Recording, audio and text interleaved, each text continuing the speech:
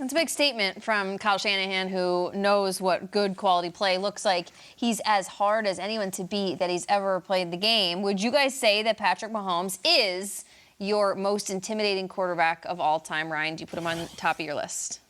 Well, I think if you are a prisoner of the moment, like we all are when we capture this, at the moment he is. And Kyle Shanahan captured that perfectly. But if you go back through the eras of pro football. Please do, Ryan. There's always been a quarterback that has been as intimidating as you can imagine. Johnny Unitas, for the most part, when he stepped on the field, people did not know what to do. Terry Bradshaw, 4 Super Bowls in the 70s with that steel curtain defense. Then you look at Joe Montana. He takes over, and Troy Aikman, 2 guys in the 80s and 90s that were dominant in the playoffs. You look at the list of quarterback wins in the playoffs, these guys are near or at the top of them all. John Elway, then Peyton Manning, who we're going to hear a good story from our boy Jay here in a minute about that boy Peyton. And then you look forward to Tom Brady, who is arguably the most intimidating because you know when he had the ball at the end of the game, you most likely had 0 chance.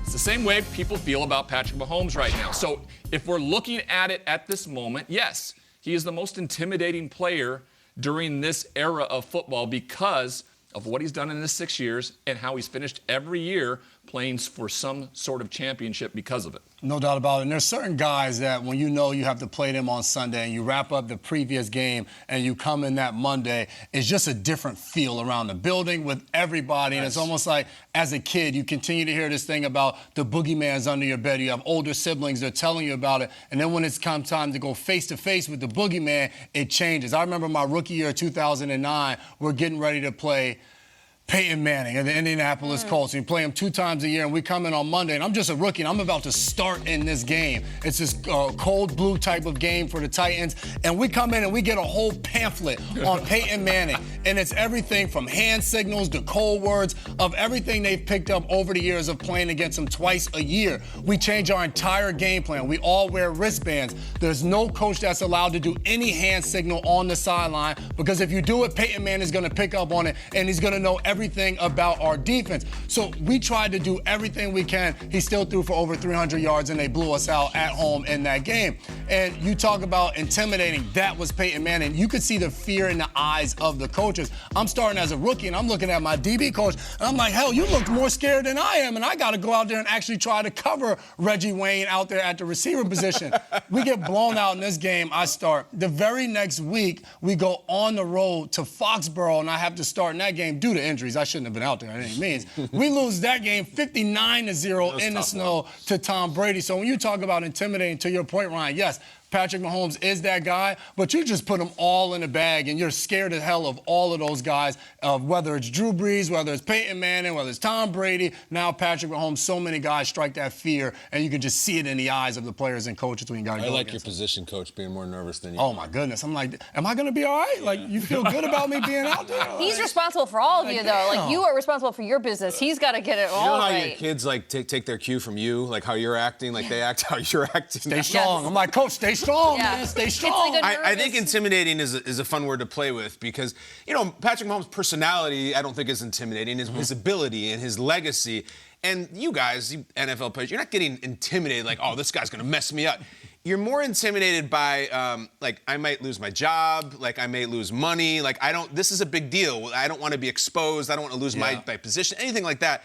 So I have some of the same guys, and I don't have the video, but Favre, I think for sure, like the talents, the moxie, he was so celebrated, he could make you look really bad. Peyton has to be on the list because even watching at home, there was this idea that, like, Peyton knows more than you. He worked harder than you. Like, you're screwed. When he was doing all that stuff at the line, like, people didn't do that. Like, he would do it for 15 seconds, and as a defensive back, you gotta be like, what is he doing? I don't know what the hell's going on here. I'm about to lose my job. I think Rodgers, too. Rodgers is the best I've ever seen play the position, and he made some people look really bad. Even, like, getting you 12 guys on the field, like that stuff. He was playing the game, and you look stupid when you get for that. I also have Vic, just because of the talent and the speed, and I think, like, that was the kind of player that the defensive guys would, like, want to get his autograph after the game. Like, they were fans of him, and they couldn't catch him.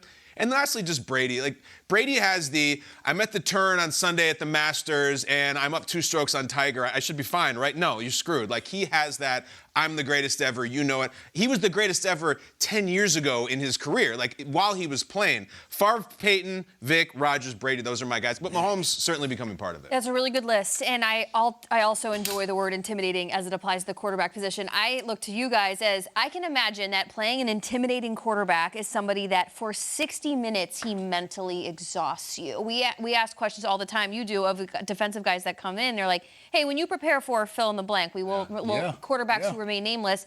And defensive guys are like, it doesn't keep me up at night. Jason has said some guys that you don't worry about. Yeah, that list, they probably, by the end of it, you are drained. And what's so unique about it is you're drained for all types of different reasons. To his point, Peyton will embarrass you in the standpoint of you may give up 150 yards and 2 touchdowns just to Reggie Wayne, who's aligned on your side, because once he sees the rookie out there, he may keep going. Vic was a whole nother level because now you're out there and your ankles are done and you're falling over in open field and everybody's laughing at you. So it's definitely real.